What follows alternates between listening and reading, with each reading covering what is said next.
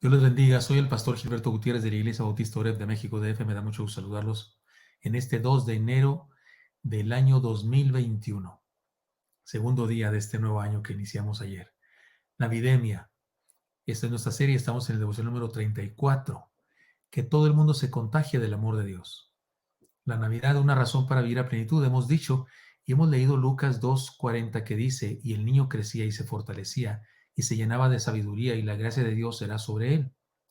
Y estamos estudiando ahora una enseñanza muy importante, viviendo a partir de Jesucristo. Recuerden ustedes que estamos estudiando la infancia temprana del Señor en el contexto de su familia, porque recuerden que hemos dicho que la encarnación de Dios se dio de una manera impresionantemente extraordinaria, grata para nosotros, llena de gracia y de misericordia. Dios pudo haber llegado en un carro de fuego, pudo haber desaparecido de cualquier manera en la forma que hubiese querido tener, pero quiso mostrarse a nosotros, revelársenos en uno de nosotros, en un humano, en un pequeño, vulnerable, pequeño, débil, así es un niño pequeño, ¿no es cierto? Frágil, y fue en una familia justamente donde él quiso encarnarse. Y estamos estudiando ese mensaje, esa narrativa de su vida. Los evangelios, los 4 evangelios, no son biografías de la vida de Jesús, son el testimonio de Mateo, Marcos, Lucas, Juan, acerca de lo que Jesús significó para ellos. Algunos de estos personajes, escritores de los evangelios, como Marcos y Lucas, ni siquiera fueron discípulos. Ellos contaron lo que otros les dijeron. En el caso de Marcos, posiblemente lo que Pedro predicaba a los nuevos creyentes, y en el caso de Lucas, lo que investigó diligentemente.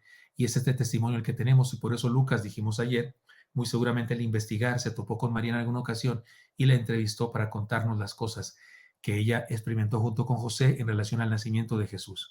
Por eso en Lucas aparece, por lo menos en 2 ocasiones, respecto a María, dice: y ella guardaba todas estas cosas en su corazón. Eso un escritor no lo puede decir de otra persona, porque usted no puede saber cuando otra persona está guardando todo en su corazón, a menos que esa otra persona se lo diga a usted. Y es muy probable que que Lucas le pregunta a María: ¿y usted qué hacía? Y es muy seguro que María contestó: yo guardaba todas esas cosas en mi corazón. Y eso fue lo que escribe Lucas.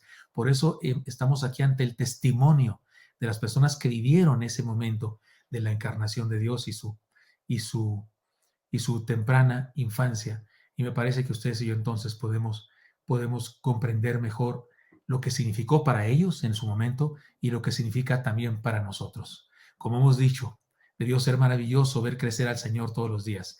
Vayamos otra vez al pasaje, este que estamos estudiando por última ocasión, este pasaje, y encontremos una enseñanza más. Después de haber cumplido todo lo prescrito en la ley del Señor, volvieron a Galilea, a la ciudad de Nazaret. Y el niño crecía y se fortalecía y se llenaba de sabiduría, y la gracia de Dios era sobre él. Iban sus padres todos los años a Jerusalén en la fiesta de la Pascua. Y cuando tuvo 12 años, subieron a Jerusalén conforme a la costumbre de la fiesta. Al regresar ellos, acabada la fiesta, se quedó el niño Jesús en Jerusalén, sin que lo supiesen José y su madre. Y pensando que estaba entre la compañía, anduvieron camino de un día, y le buscaban entre los parientes y los conocidos. Pero como no le hallaron, volvieron a Jerusalén buscándole. Y aconteció que 3 días después le hallaron en el templo, sentado en medio de los doctores de la ley, oyéndoles y preguntándoles. Y todos los que le oían se maravillaban de su inteligencia y de sus respuestas. Cuando le vieron, se sorprendieron, y le dijo su madre: hijo, ¿por qué nos has hecho así?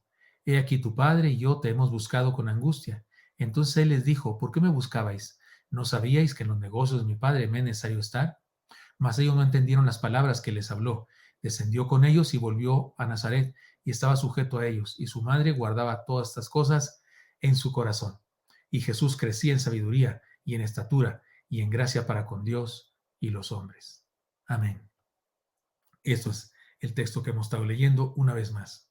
Y hemos aprendido que para enfrentar la vida necesitamos, y nos preguntamos esto porque estamos frente a un nuevo año, y es bueno hacer un balance en lo que pasó en el año anterior y hacer algunas decisiones, tomar algunas resoluciones con respecto a cómo hemos de enfrentar este nuevo periodo de la vida al que llamamos año 2021. ¿Qué necesitamos? Una vivencia de respeto profundo a la experiencia cristiana. Y hablamos de eso en un devocional anterior. Y una vivencia cristocéntrica. También hablamos de eso, y el día de ayer hablamos de una cosa más, una vivencia de misión. Entender que tenemos algo que hacer en este mundo. He aquí la enseñanza de hoy. ¿Qué otra cosa necesitamos? Una vivencia de crecimiento integral. Sí, Señor. Necesitamos una vivencia de crecimiento integral. Una de las cosas más hermosas de esta historia es imaginar al Señor Jesucristo creciendo. Porque no nació como maestro, no nació a los 30 años. No nació ya grande, calmando la tempestad en el mar, sanando enfermos, resucitando muertos. No, nació pequeño, sin saber hablar, sin saber articular palabras, porque se humanó en el sentido estricto de la palabra. No se disfrazó de humano.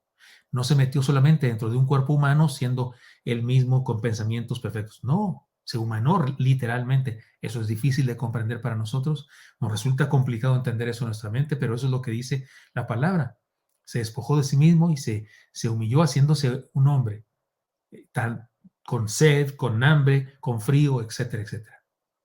Y una de las cosas más hermosas de esta historia es imaginarlo creciendo. Yo veo con gozo ver a mi nieto crecer, a mis hijos cuando eran pequeños, verlos crecer. Era un orgullo, ¿no? Comprarles unos pantalones que al mes que seguía ya no le quedaban. Y aunque es una lástima porque se quedaron tan nuevos, pero no importa, verlos crecer es un gozo. Pues debió ser impresionante ver a este ser, el mejor ser humano, el más hermoso de los seres humanos, el único perfecto. Los padres experimentamos una gran satisfacción al ver a nuestros hijos dejar sus ropas porque ya no las quedan, pero Lucas nos aclara que no solo crecía físicamente, también crecía interiormente y en relación a los demás podemos decir que su crecimiento fue cuádruple. El texto dice, y Jesús crecía en sabiduría y en estatura y en gracia para con Dios y los hombres. Yo encuentro 4 áreas de crecimiento aquí. Crecía en sabiduría, en estatura, en gracia para con Dios y en gracia para con los hombres, porque dicen gracia para con Dios y los hombres, ¿no es cierto? Aquí hay 2 cosas, un asunto con Dios y un asunto con los seres humanos. Pensemos en lo siguiente entonces, en estas 4 áreas: crecimiento intelectual, crecía en sabiduría, es decir, en conocimiento de la vida. No es sensato ser los mismos de siempre. No es sensato siempre ser los mismos por dentro. Si algo va a cambiar nuestra vida, ha de ser este crecimiento de nuestro interior. Tal es su pensamiento, tal es el hombre, dice Proverbios. Tal es su pensamiento, tal es él. Así dice el fin. No te fíes del malo, no te fíes del perverso, no te fíes del impío, porque tal es su pensamiento, tal es él. O sea, si sabes que es malo, es que así es él en su mente también. Bueno, aquí hay un crecimiento intelectual del Señor. Y creo que podríamos pensar en nosotros. Si algo ha de cambiar en nuestra vida este nuevo año, si para enfrentar este nuevo año debemos cambiar algo, pues debemos crecer en este tipo de crecimiento intelectual. Crecimiento físico. Crecí en estatura, como todo niño normal. Y bueno, aquí no hay mucho que hacer porque crecemos. Y los que ya llegamos a cierta etapa de la vida en que empezamos a decrecer, yo medía antes más que lo que mido ahora mido un 80, pero yo medía, según yo, un 82. Así es que creo que me he empequeñecido, pero cuando se es pequeño hay que alimentar bien al chamaco. Todavía deberíamos aplicar eso en nuestra vida. Este crecimiento físico deberíamos pensar nosotros y lo vamos a aplicar a nosotros en nuestra salud física. Es importante nuestra salud física. Si no crecer de tamaño, crecer de fuerza, crecer de salud. Crecimiento espiritual, porque dice que crecía en gracia para con Dios. Me parece que habla de crecimiento espiritual. No está claro a qué se refiere Lucas, pero de alguna manera se le notaba al Señor su desarrollo espiritual por su comunión con Dios. En esta ocasión en particular, que se queda él hablando con los maestros de la ley, con los doctores de la ley, con los sabiondos y les preguntaba cosas y demás. Habla de un crecimiento de este tipo, un crecimiento espiritual. Recordemos que este es el testimonio de María, la madre del Señor. Seguramente se lo contó a Lucas en algún momento. Ella pudo presenciar este desarrollo en su hijo. Creo que son las mamás las más susceptibles de eso, las que tienen más tiempo, más capacidad en ocasiones por su sensibilidad de mujeres, de percibir eso, el crecimiento espiritual de sus hijos. La Biblia dice que la conversión es como nacer de nuevo. Seguramente el desarrollo de nuestra vida espiritual es también parecido al desarrollo de nuestro crecimiento físico. Así que no dejemos de crecer. Así que así como crecemos físicamente, crecemos espiritualmente. Y aquí vemos al Señor, es decir, al escritor sagrado describiendo el crecimiento espiritual del Señor. Crecía en gracia para con Dios, su relación con Dios, su comunión con Dios, las bendiciones de Dios sobre su vida. O sea, se le notaba. Hay personas, ¿no? Hay personas que estar cerca de ellas te sientes cerca de Dios, ¿no es cierto?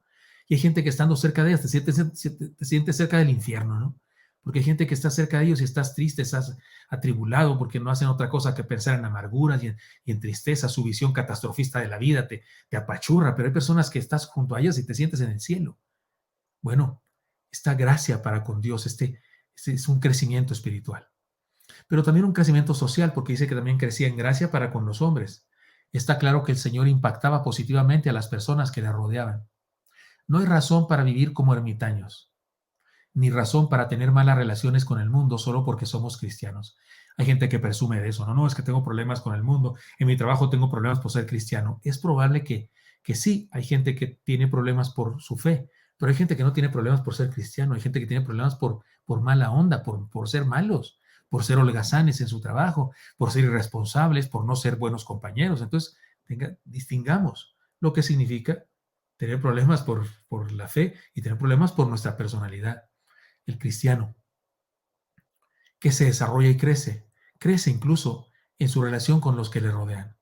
Si vivimos a partir del Señor, hemos de ser personas de confianza, buenos empleados, excelentes jefes, compañeros leales, trabajadores responsables, etcétera. ¿Sí? Crecimiento integral. 4 áreas de la vida entonces en las que sería bueno que usted y yo también creciéramos. Si este año vamos a enfrentar el 2021 con excelencia, con sabiduría para tener éxito, para sacarle provecho a este periodo de tiempo. Crecimiento intelectual, crecimiento físico, me refiero a la salud para nosotros los viejos, crecimiento espiritual y por supuesto crecimiento social. En resumen, el Señor creció integralmente. Y me parece que la palabra aquí, la enseñanza aquí evidente es que nos manda imitarle si queremos vivir a partir de Él, porque acuérdense que estamos usando esta frase para este estudio. Vivamos a partir de Jesucristo. Es decir, por causa de Él, basados en Él, a favor de Él, en obediencia a Él. Vivamos a partir de Jesucristo. Por eso tengo un desafío para todos nosotros. La Navidad es apenas el principio de una historia. Una hermosa vida de crecimiento ejemplar le siguió al Señor Jesús. Después de su juventud extraordinaria, un ministerio poderoso, un testimonio de vida lleno de amor y un sacrificio lleno de gracia para nosotros. Porque ese niño de Belén, ya lo estudiamos, ese niño de Belén, finalmente fue puesto en una cruz, muriendo por nosotros. Y la belleza de su rostro y de su pequeñez se transformó, y dice Isaías, sin hermosura como para que le decíamos, porque fue desfigurado por los golpes, por los latigazos, por el sufrimiento. Es decir, ese niño pequeño hermoso llegó a ser un crucificado por nosotros. Después de la resurrección y la promesa de su regreso, incluso siguió siendo un ser extraordinario. Pero la historia no termina ahí, ni aún ahí, ni aún ahí en su resurrección, porque se sigue escribiendo en cada uno de nosotros y se sigue escribiendo por medio de cada uno de nosotros, porque la Biblia dice que nosotros somos su plenitud. En Efesios Pablo dice que la iglesia es su plenitud. ¿Qué quiere decir es su plenitud? ¿Que le falta algo al Señor Jesucristo? Sí, Él está completo, no Él es perfecto, pero es una manera de hablar figuradamente de que Él no está físicamente aquí con nosotros.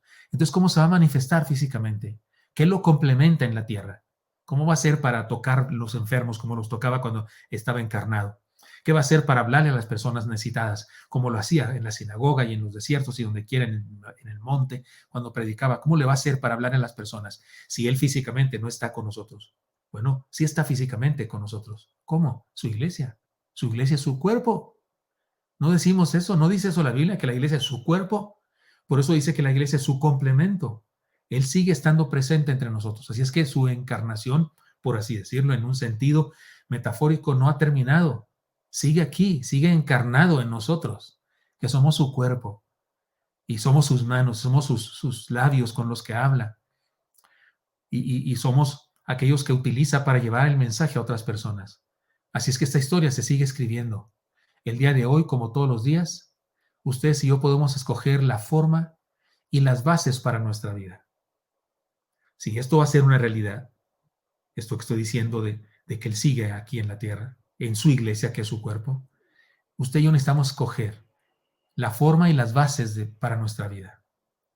Sería bueno preguntarnos, ¿qué mueve nuestro actuar? ¿Por qué hacemos lo que hacemos? ¿A dónde nos dirigimos? Dejemos que Jesús inunde nuestra vida y vivamos a partir de Él. que nuestra vida sea una vida a partir de Él. Vivimos fundados en Él, vivimos por causa de Él. Vivimos basados en su palabra. Él es lo más importante en nuestra vida. Apenas despertamos y hablamos con Él. Cualquier situación de la vida en que tenemos que enfrentarla, acudimos a Él. Él no es solamente alguien a quien acudimos los domingos o ciertos días de religión, ciertos días especiales de rituales religiosos, de fiestas religiosas. No, no. Él es a partir de lo que vivimos. Él es la base de nuestra vida. Es la base de todo lo que somos. Les he contado que hace algunos años, cuando Facundo Cabral aún vivía, vino a México a compartir aquí uno de sus conciertos, y una hermana de nuestra iglesia lo conoció cuando ella era una niña, lo conoció en Argentina, una hermana argentina. En cierta época ella también era artista, cantante y demás, y lo conoció, nos lo presentó, nos invitó al espectáculo allá en Bellas Artes, fuimos a verlo, y después de su concierto hablamos con él. Y cuando yo hablé con él y le dije cómo me gustan las canciones, y le dije, yo soy predicador del Evangelio, y él dice, yo soy seguidor de Jesucristo, por él vivo, por él respiro, por él hago lo que hago, no sé. Ya ven que él no se sabía cuando estaba hablando y cuando estaba declamando. Me encantó esa frase. Por él respiro, por él vivo, por él hago lo que hago. Ese debería ser el testimonio de todos nosotros, independientemente de lo que creamos de Facundo Cabral. Señor Santo, bendice a mis hermanos y mis hermanas y danos tu paz. Y que este nuevo año, Señor, podamos enfrentarlo a partir de ti, a partir del Dios encarnado, Jesucristo.